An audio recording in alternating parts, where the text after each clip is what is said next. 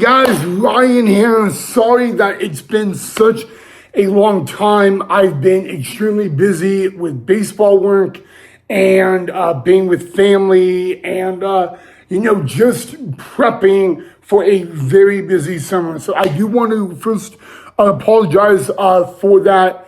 But since we are still in the month of May, and May is Mental Health Awareness Month or Mental Health Help Awareness Month, I thought I would spend at least this week talking about my mental hospital experience. Now, before I get into all that, guys, I just wanted to say that this is my experience. What my experience was is not the same for everybody else. And then secondly, guys, I'm going to talk about why I was in a mental behavioral hospital. I will also explain the difference between a behavioral hospital and a mental hospital. They kind of are the same thing, but there is also a difference. But I'm also going to talk about what landed me there as well. And so some of that is going to be a trigger warning. So just a little heads up for you guys, that if you don't it's going to talk about self-harm, and suicide and other stuff. So I just wanted you guys to be aware of that. But, other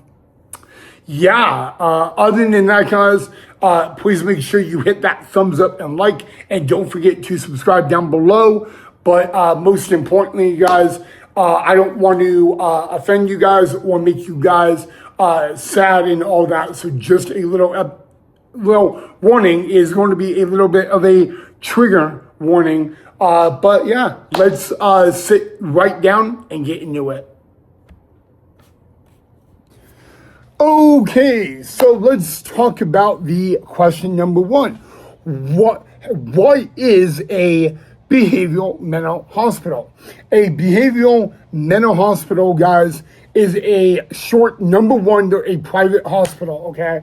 So they are a private hospital and they do short-term mental health, okay? So they accept patients on short-term for any mental health. They also do drug and alcohol rehab. So they also accept those. They also accept patients from assisted livings that have been booted out because of their aggressive or outright, maybe aggressive but concerning behavior. They also take people in who have maybe been in jail or juvie, who are not really mentally there and all of that. So the number one thing you got to know is it is a short-term facility. You cannot be in a mental behavioral hospital more than 60 days. Okay, so that's 2 months. Anytime you are in a mental behavioral facility more than 60 days or 2 months, at least 3 things would happen. 1, you would go to a different behavioral hospital. 2, you would be admitted and sent to a state hospital. Or 3, you would actually be released and go home. And that does vary on your treatment plan, your improvement. Are you safe enough to go home? Are you safe enough to, it does go down to that, guys. And the 2 people that make that decision are your caseworker and your doctor. So that is number 1. But more than likely, if you are in a drug or alcohol rehab, you are going to be admitted for these 60 days, which is the 2 months. So anything, usually if it's not the drug alcohol rehab, you are not going to be there 60 days, okay?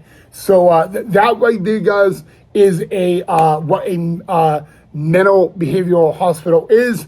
I think every state has at least 20 to 30 of them. So that is with the exception of Rhode Island and Hawaii, but the other all the other states besides those two states will have at least 20 or 30 and all that. But again, they are a short term. Okay, so that's basically what they are. Now, ladies and gentlemen, I am going to talk about how, how would you get to one of these behavioral health facilities? Oh, and also, who can admit you to these? Okay, so now we're going to talk about who can actually send you or admit you to a mental behavioral facility. Basically, it's a doctor, okay? It is a doctor, whether it is a physician, a psychologist, a psychiatrist, a social worker. They are the ones that actually have that power or authority to actually make you admit it, okay?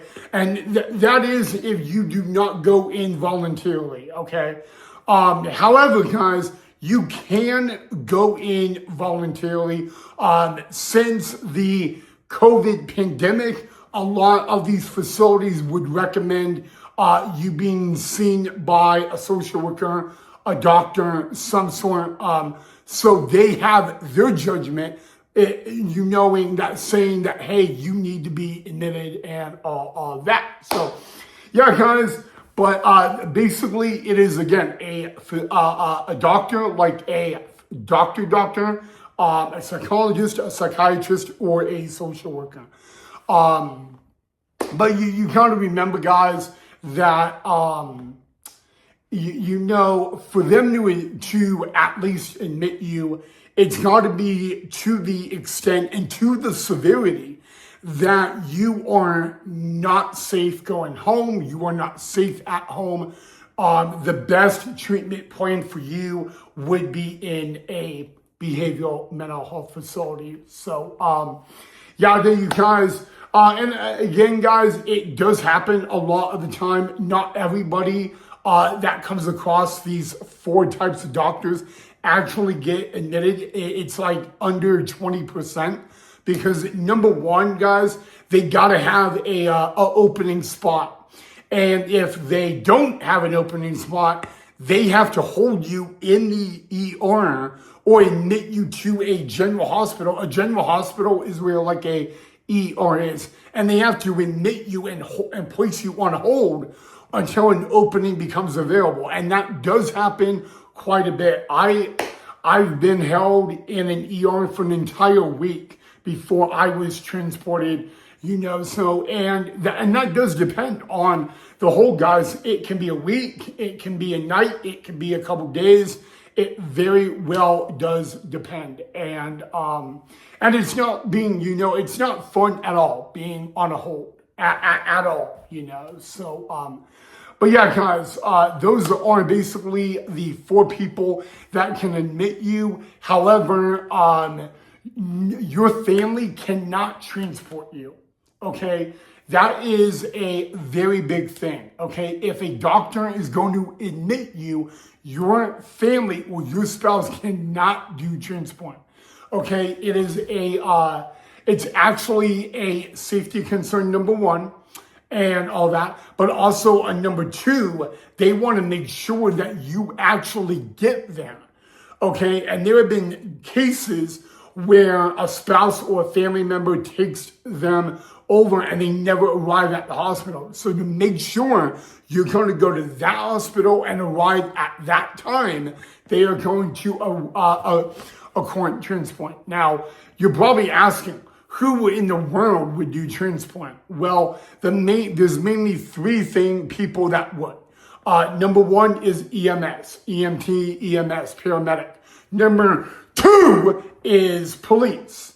And number 3, which I've actually been through quite a bit, is something called mental health emergency transport. And that is a private company that does transportation for mental health only, okay? And they are they're qualified by the state, and all that. Their company, they do 24 hours a day, 7 days a week, 365 days a year. So there you guys have it, guys. Now I'm going to take a pause for the cause, and when I get back to resume this episode, guys, I will let you guys know the difference between I'll basically talk about like, okay, so I have to get my brain straight. So we explained the difference, okay? Now I'm between behavioral health and a mental, okay? Now I'm going to talk about, since we got all this out of the way, now I'm finally going to discuss, guys, basically what you guys want to see next. So I will have a question for you guys.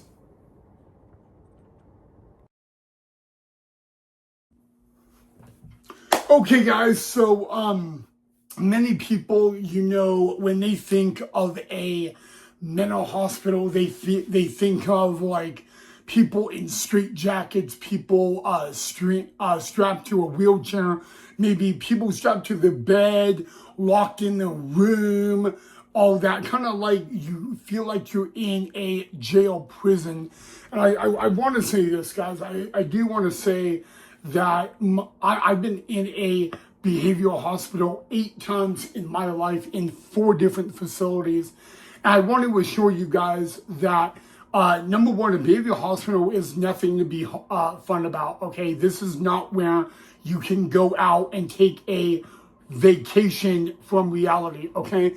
I want you to understand that everybody who goes to a behavioral hospital 1000% needs help, okay? And it is not meant to be fun. You are required to do stuff. You are required to go to group. You do not get to eat at any given time of your police. Okay, you will eat at the exact same time for every single meal, every single day. And there is a lot of rights that you would have out in society that you would not have in a behavioral hospital, okay? But I also do want to assure you guys that it is not a scary place. Going to a mental behavioral hospital does not make you weird. It does not make you crazy. It makes you human, okay? Because we all struggle, okay? We all struggle with our with life, and I've had to struggle a lot, and you just got to understand that is the best place to get treatment. You're going to be well taken care of. You're not going to be in your room all day. I mean, unless you want to. And I would really strongly advise, if you ever went to one, you don't hang out in your room all day, because you're not really putting an effort into it, okay? But I do want to assure you guys that at the end of the day, it is not fun, but it is not this scary place that the movies and everybody promotes it, guys. And if you even have to go there, it just makes you human at the end of the day, okay? And that's the best thing I could say, is that it just makes you a person, a human being, and there's nothing to be ashamed of. Please understand that, okay? The most important thing I want you to understand is that. But again, guys, there is nothing fun about it, okay? There are stuff that you can control on the outside, but when you're in there, guys, you don't get to eat a meal whenever you please, okay? You will be given 3 meals a day and eat those 3 meals a day at the exact same time every single day. All right, so and also, guys, there as I probably should tell you this now, if you are a juvenile or adolescent, the TV is off at 8 o'clock every night, and you're in bed by 9 o'clock every night. It's just how it goes. With the adult unit, the TV goes off at 10 every night, although you don't have to go to bed at 10, the TV does go off for the night at 10 p.m. So, there's a lot of stuff that is tough, guys. And usually when you're in there, every day can be, like a fight and a battle, and you just have to trust yourself on how to make it through the day, and all that. But I want to say, guys, if any of you guys are out there struggling, I want you to know that you are not alone. Okay, you are valued, you are loved, you matter, and it's important that you get reminded of that constantly, because I'll be honest with you. You do need to know that your struggles, you will get through it. But in order for you guys to get through it, you actually have to put the effort into it. All right, and that's another important thing I want you guys to know. So there you guys have it. And all that. I am going to do a second episode today, probably tonight, and I'm going to talk about the beginning of what a behavioral hospital stay will look like. So that will be uploaded to the channel tonight. But if you guys are ever struggling, there is a lot of ways you can get help, guys. There is nothing wrong with asking for help, and that is important to know as well. So please get that understood, and all that. But all right, guys. Later tonight, I will be talking about the beginning of a mental hospital stay, or my hospital stay. And remember, guys, it is my experience. My experience is different from everybody else. So I just want you guys to know that as well. And yes, I may be a little wackadoodle at times, but still, it's my experience. All right. So other than that, guys, I will. Before I forget, any of you guys in the military, any of you guys who are family of the military, I want to say on behalf of myself, everybody on my YouTube team, thank you for your service. Thank you for your bravery. Of course, the brave men and women that do serve this amazing country. Thank you so much. Thank you to the family members too. They definitely deserve a big shout. So thank you to them, guys. And I want you guys to, realize how lucky we are. I get the world is not the best place right now. There's a lot of bad stuff going on. But I do want to just say that we, despite our differences, we are all an American. We all live in a beautiful country, and we all should remember that despite what our differences are with one another, at the end of the day, we are all American, and we all need to appreciate the country we live in and appreciate the brave men and women who sacrifice their life every day for our freedom. So definitely, guys, any of you in the military out there or family, your bravery, your sacrifice, it does not go unnoticed. And I want to say thank you so very much. We love you guys. You guys are the true heroes. And all I have to say is thank you. It's a job that they do that like a lot of us would not be able to do. And that is putting our life on the line. There's so many brave men and women that paid the ultimate sacrifice for us to have freedom and the opportunity that we do. So definitely to the ones who paid the ultimate sacrifice, we want to also thank them and remember them as well. And their families. Their families definitely deserve a shout. And all that, because you know what, they are putting a sacrifice on, and they are sacrificing stuff as well, and they definitely should not go unnoticed. But yeah, so all right, guys, I am going to end the episode there. Again, tonight I will have my second episode of the day, and I will be talking about the beginning of a behavioral mental hospital stay. I will talk about the intake process, everything that goes on, and we will continue it throughout the week.